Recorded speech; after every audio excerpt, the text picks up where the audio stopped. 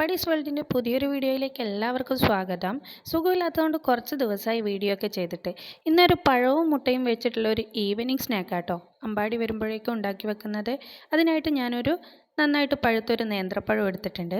അതൊന്ന് നാലായിട്ട് മുറിച്ച് ചെറിയ കഷ്ണങ്ങളാക്കി ഒരു പാത്രത്തിലേക്ക് ഇട്ട് കൊടുത്തിട്ടുണ്ട്.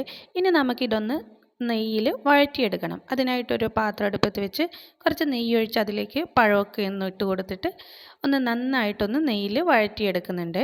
പഴമൊക്കെ ഒന്ന് സെറ്റായി വരുമ്പോൾ നമുക്ക് ഒരു പാത്രത്തിലേക്ക് 2 മുട്ടയൊന്ന് പൊട്ടിച്ചൊഴുക്കാം. ചാനൽ ആദ്യമായിട്ട് കാണുന്നവരുണ്ടെങ്കിൽ ഒന്ന് സബ്സ്ക്രൈബ് ചെയ്തിട്ട് വീഡിയോ സ്കിപ്പ് ചെയ്യാതെ വാച്ച് ചെയ്യണേ.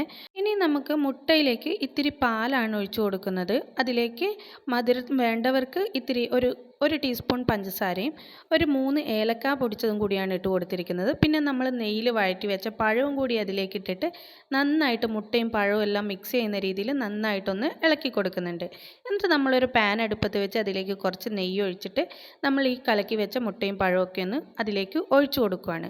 എന്നിട്ട് ലോ ഫ്ലെയിമിൽ വെച്ചിട്ട് ഒരു 10 മിനിറ്റ് ഒന്ന് അടച്ച് വെച്ച് കുക്ക് ചെയ്തെടുക്കുക. ഒരു ഭാഗം നന്നായിട്ട് വെന്തതിന് ശേഷം നമുക്കിതൊന്ന് മറിച്ചിട്ട് കൊടുക്കണം. മറിച്ചിട്ടപ്പോൾ പക്ഷേ എൻ്റെ കാര്യത്തിൽ ഫ്ലോപ്പായിപ്പോയി. മറിച്ചിടാൻ ബുദ്ധിമുട്ടാണെങ്കിൽ വേറൊരു പാനിലേക്ക് മാറ്റിയാലും മതി. വേറെ പാനൊന്നും ഇല്ലാത്തതുകൊണ്ട് ഞാൻ മറിച്ചിട്ടു. അത് ഇതുപോലെ പൊട്ടിപ്പോവുകയും ചെയ്തു.